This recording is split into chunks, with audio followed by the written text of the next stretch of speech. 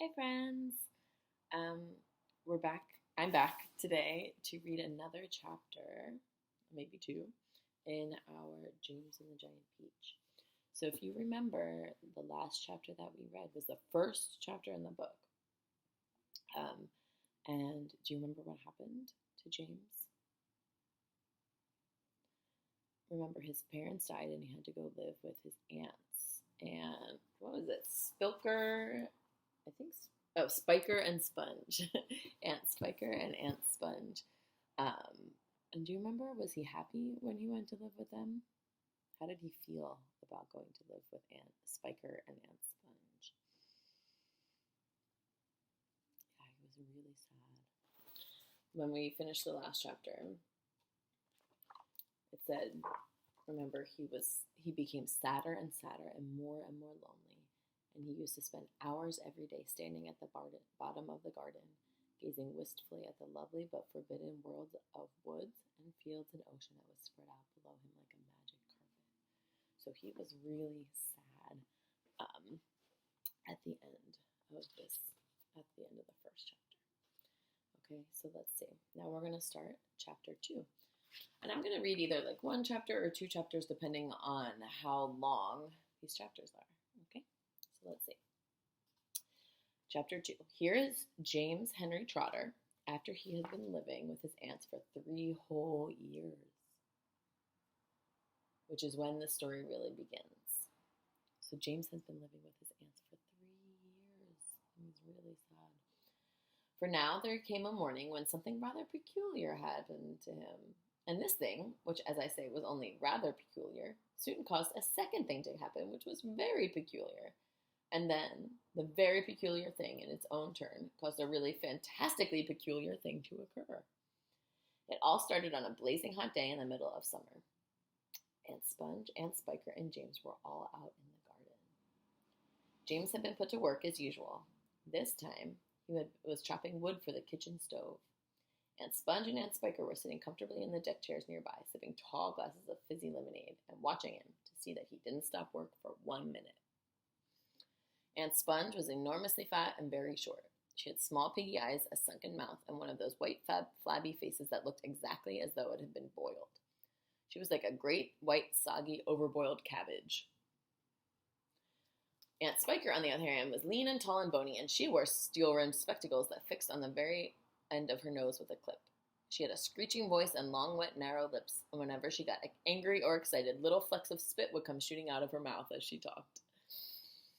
And there they sat, these two ghastly hags, sipping their drinks, and every now and again screaming at James to chop faster and faster.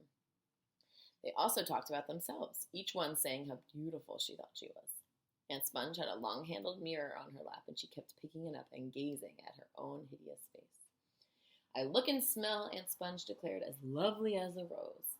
Just feast your eyes upon my face, observe my shapely nose. Behold my heavenly silky locks, and if I take off both my socks, you'll see my dainty toes. But don't forget, Aunt Spiker cried, how much your tummy shows. Aunt Sponge went red. Aunt Spiker said, my sweet, you cannot win. Behold my gorgeous curvy shape, my teeth, my charming grin. Oh, beauteous me, how I adore my radiant looks. And please ignore the pimple on my chin. My dear old trout, Aunt Sponge cried out, you're only bones and skin. Such loveliness as I possess can only truly shine in Hollywood, Aunt Sponge declared. Oh, wouldn't that be fine? I'd capture all the nation's hearts. They'd give me all the leading parts. The stars would all resign. I think you'd make, Aunt Spiker said, a lovely Frankenstein. Poor James was still slaving away at the chopping block. The heat was terrible. He was sweating all over. His arm was aching. The chopper was a large, blunt thing, far too heavy for a small boy to use. And as he worked, James began thinking about all the other children in the world and what they might be doing at this moment. Some would be riding tricycles in their gardens. Some would be walking in cool woods and picking bunches of wildflowers. And all the little friends whom he used to know would be down by the seaside playing in the wet sand and splashing around in the water. Great tears began oozing out of James's eyes and rolling down his cheeks. He stopped working and leaned against the chopping block, overwhelmed by his own unhappiness. What's the matter with you? Aunt Spiker screeched. glaring at him over the top of her steel spectacles. James began to cry. Stop that immediately and get on with your work, you nasty little beast, Aunt Sponge ordered. Oh, Auntie Sponge, James cried out, and Auntie Spiker, couldn't we all please just for once go down to the seaside on the bus? It isn't very far, and I feel so hot and awful and lonely. Why, you lazy, good-for-nothing brute, Aunt Spiker shouted. Beat him, cried Aunt Sponge. I certainly will, Aunt Spiker snapped.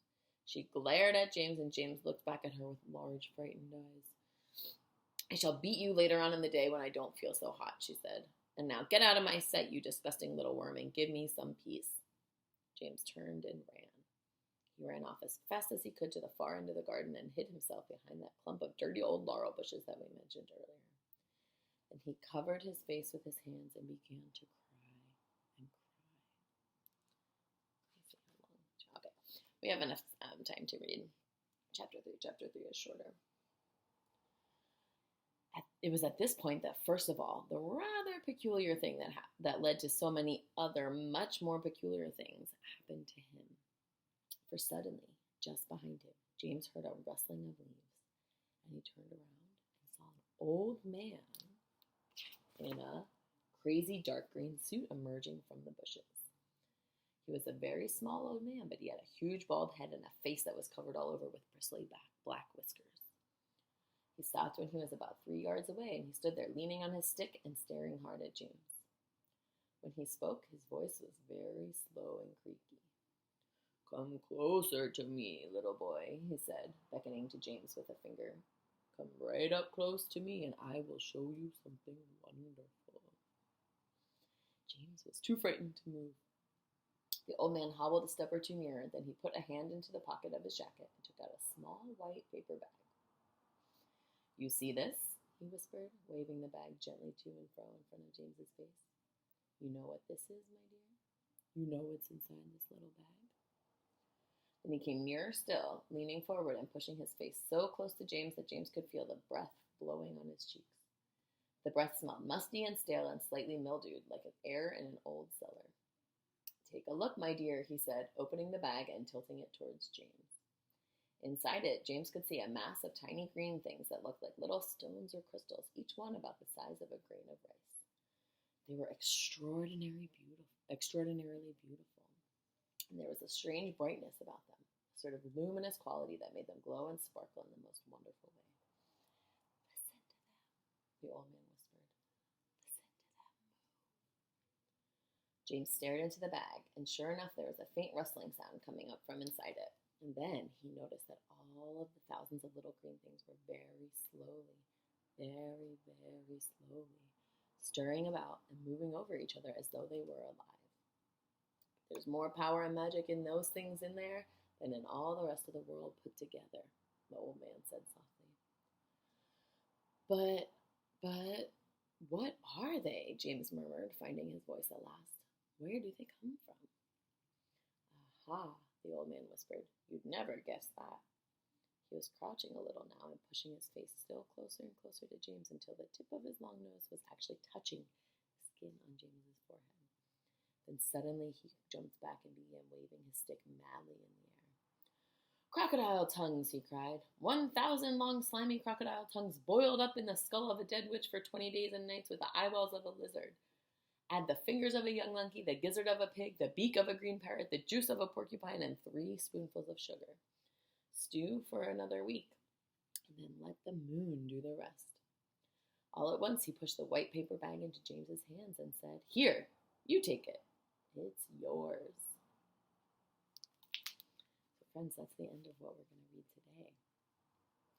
I wonder, what do you think all of those little green grains are going to do? What's so magic about them? I want you to think about that before we read the next chapter.